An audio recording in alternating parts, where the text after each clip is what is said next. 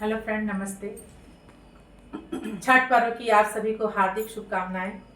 और जैसा कि हम लोग कोई मन्नत पूरी होती है, कोई हमारे यहाँ कोई अच्छा काम होता है तो हम लोग कोसिया भरते हैं। छठ माई पूरा करती हैं, वो तो सभी का पूरा करती हैं, तो हम लोग कोसिया भरते हैं। तो कोसिया भरते समय जो गीत गाया जाता है उसको मैं आप सभी के बीच में लेकर के उपस्थित हुई हूँ। जैसा भी लगेगा कमेंट बॉक्स में आप लोग अपना ढेर सारा आशीर्वाद, प्यार, दुलार कमेंट के माध्यम से हम सबों को भी दीजिएगा।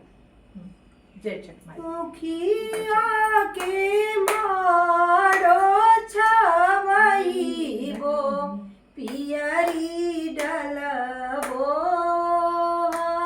पियरी डलबहे ओहार, पियरी डलबो पियरी डलबहे ओहार। कहीं मारो बैठेली सीमा देई देली अचरा पसार देली अचरा पसार, देली अचरा पसार देली अचरा पसार। धन पूजा लइए छठिया मैया मनसा पुरन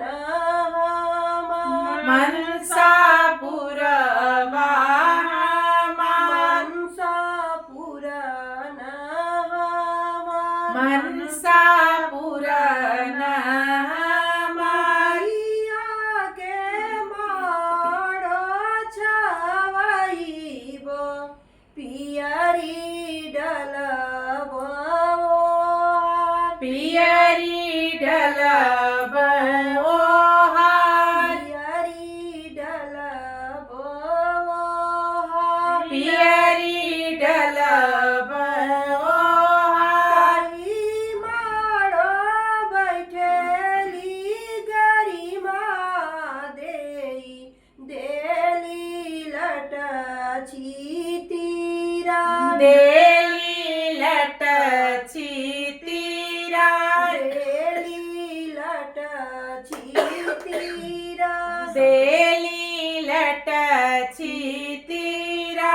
अपन पूजा लइए आदित मल मनसा पुरन मनसा पुरन मनसा पुरन मनसा पुरन मैया के मारो छवइबो पियरी डलबो पियरी डलब ओहार, पियरी डलबो पियरी डलब ओहार। कहीं मारो बैठेली सीमा देई देली लट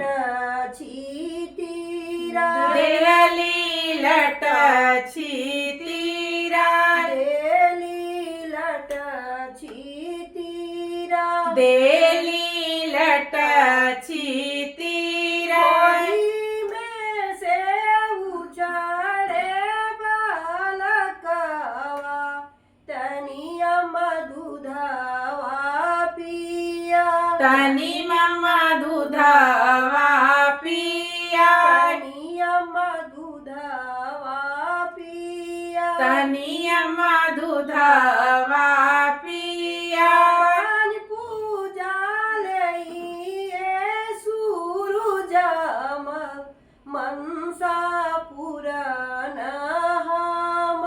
मनसा पुरन मनसा पुरन मनसा